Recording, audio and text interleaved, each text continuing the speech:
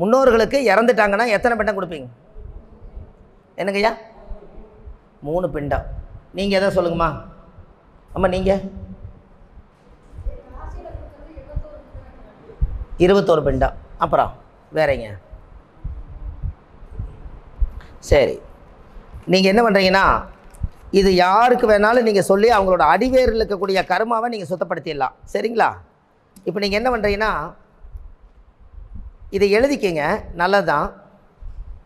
பிண்ட ஆறாருக்கெல்லாம் கொடுக்கலாம். இதை இப்போ நான் சொல்கிறதெல்லாம் இறந்தவங்களுக்கு தான், உயிரோடு இருக்கிறவங்களுக்கு கிடையாது. அம்மாவை பெற்ற அப்பாவுக்கு ஒரு பிண்டம் எழுதுங்க. அம்மாவை பெற்ற அப்பா, அம்மாவை பெற்ற அம்மா 2 பிண்டம் எழுதிட்டிங்கன்னா 60 சொல்லுங்கள். அதே போல் அப்பாவை பெற்ற அம்மா, அப்பாவை பெற்ற அப்பாவை பெற்ற அப்பா அம்மா. முதல்ல அப்பாவை பெற்ற அம்மாவை பெற்ற அப்பா அம்மா எழுதுனீங்க. இப்போ அப்பாவை பெற்ற அப்பா அம்மா எழுதுங்க. 4 பிண்டம். அடுத்தது அம்மா வழியில் வந்த கொள்ளுப்பாட்டன், அவருக்கு ஒரு பிண்டம். அதே அம்மாவை பெற்ற கொள்ளுப்பாட்டி, அம்மா வழியில் வந்த கொள்ளுப்பாட்டி, அவங்களுக்கு ஒரு பிண்டம். அப்படியே பிண்டத்தை 1 2 3 போட்டுவாங்க. அடுத்தது அப்பா வழியில் வந்த கொள்ளுப்பாட்டன், அம்மா வழியில் வந்த கொள்ளுப்பாட்டி. ஐயா எழுதிட்டீங்களா? அம்மா வழியில் அப்பா வழியில் வந்த கொள்ளு பாட்டம் பாட்டி அப்பா அம்மா எழுதிட்டீங்க. தாய் மாமன் இறந்து போன ஒரு பிண்டம். நம்மளுடைய அம்மா, அம்மாவோட கூட பிறந்த தாய் மாமனோட மனைவி இறந்துட்டா அதுக்கு ஒரு பிண்டம். இல்லை, தாய் மாமனுங்கிறதுக்கு ஒரு பிண்டம். அப்படியே அது 5 கூட இருப்பாங்க, 5 சேர்த்த முடியாது. எல்லாரும் ரத்த சம்மத உறவு தான், ஒரு பிண்டம். தாய் மாமனுடைய மனைவி நம்ம போய் கல்யாணம் பண்ணிட்டு வந்திருப்போம், அவங்க திடீர்னு அகாலமாக துர்மரணம் ஆகியிருப்பாங்க, அவங்களுக்கு ஒரு பிண்டம். அப்பா கூட பிறந்த சித்தப்பாவுக்கு ஒரு பிண்டம். அதே அப்பா கூட பிறந்த பெரியப்பாவுக்கு ஒரு பிண்டம். அதே அப்பா கூட பிறந்த பெரியம்மாவுக்கு ஒரு பிண்டம். அதே அப்பா கூட பிறந்த சித்திக்கு ஒரு பிண்டம். அது அப்பாவுக்கு எழுதிக்கிறீங்க. இப்போ அம்மா கூட பிறந்த பெரியம்மாவுக்கு ஒரு பிண்டம், அம்மா கூட பிறந்த பெரியப்பாவுக்கு ஒரு பிண்டம், அம்மா கூட பிறந்த சின்னம்மாவுக்கு ஒரு பிண்டம், அதே அம்மா கூட பிறந்த சித்தப்பாவுக்கு ஒரு பிண்டம்.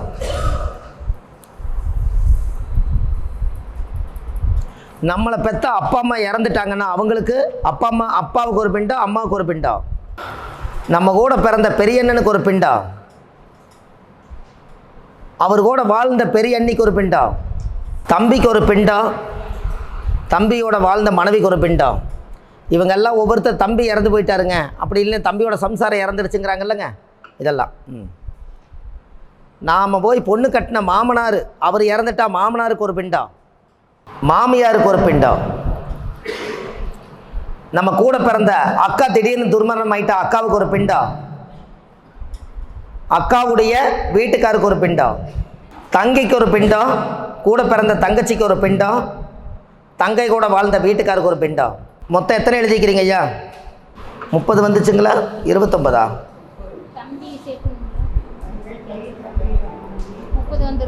30. சார், நம்ம முன்னோர்கள் போய் அனாதையாக இறந்து போனாங்கல்ல, அது யாராருன்னு தெரியாதல்ல நம்மளுக்கு, அவங்களுக்கு ஒரு பிண்டம் எழுதுங்க.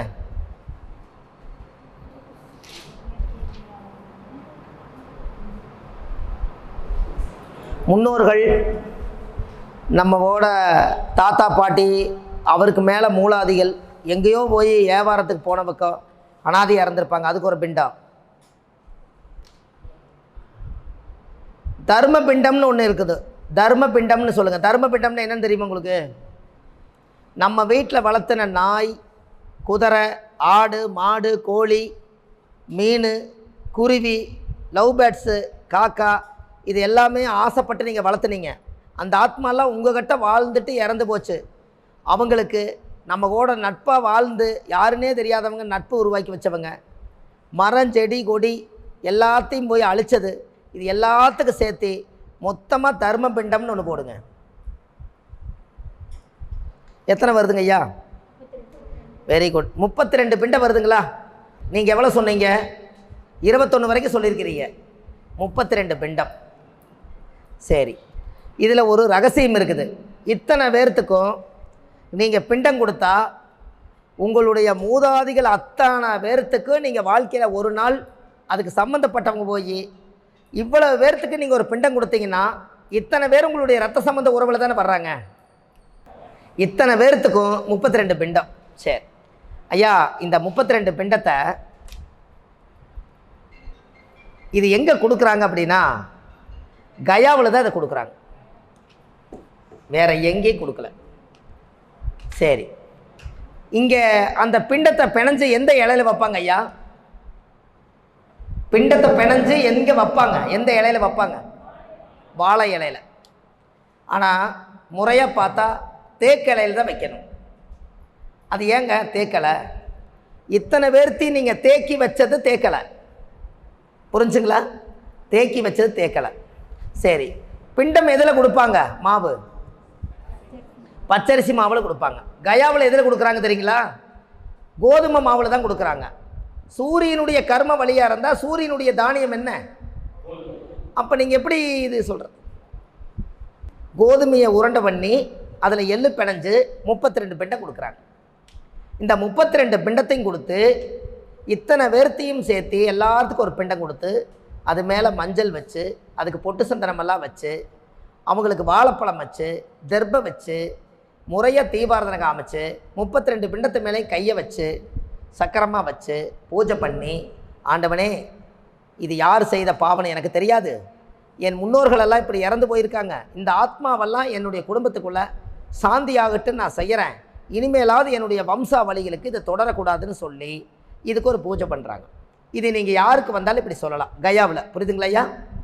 சரி, இந்த கயாவில் ஒரு சாபத்தீடு என்னன்னு கேட்டிங்கன்னா, கயாவில் சீதாதேவி சாபம் கொடுத்ததுனால கயாவில் தண்ணி கிடையாது, தண்ணி வற்றி கிடக்குதாங்க.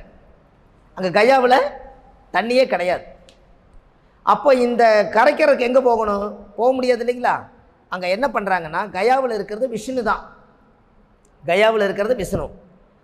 இந்த 32 பிண்டத்தையும் ஒன்றா பிணைய சொல்லி ஒரே உருண்டையாக்கி பூஜை முடிஞ்சதுக்கப்புறம் இதை கொண்டு போய் அந்த விஷ்ணு பாதம் ஒன்று அங்கே இருக்குது, அந்த பாதத்தில் கொண்டு போய் 32 முன்னோர்களுக்கும் கொண்டு போய் அந்த விஷ்ணு பாதத்தில் வச்சு நம்ம நெத்தி கொண்டு போய் அந்த பாதத்தில் வச்சுட்டால் அன்னையோட 7 தலைமுறை உடைய சாபம் அன்றோடு நிவர்த்தி.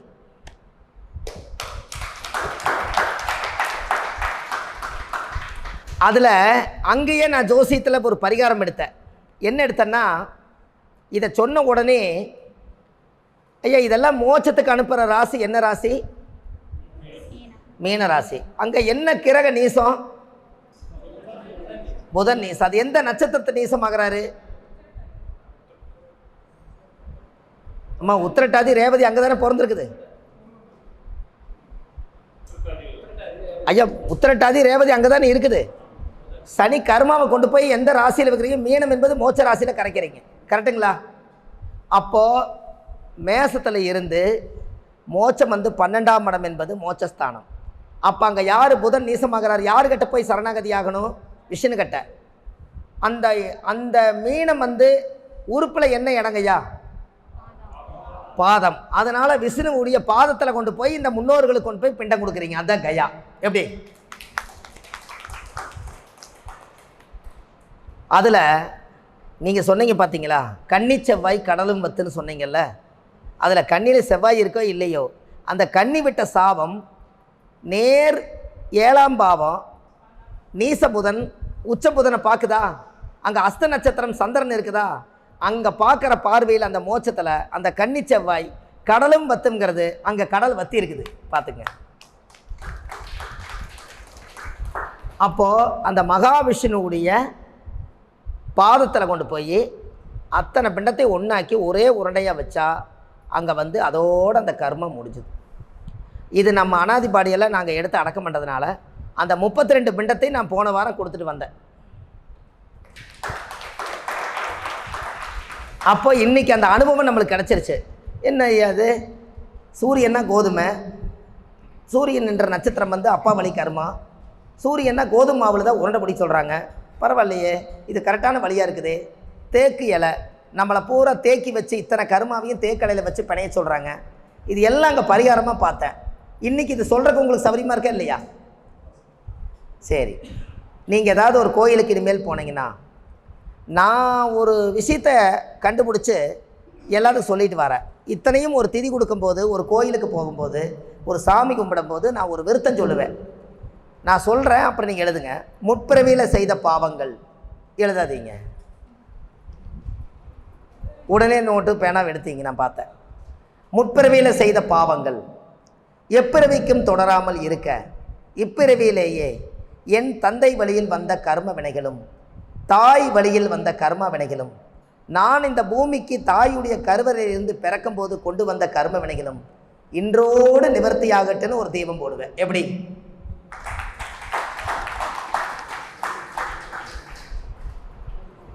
ஐயா இது பரவாயில்லைங்களா? எப்படி இதுலேயே எல்லாமே வந்துருச்சுங்களா?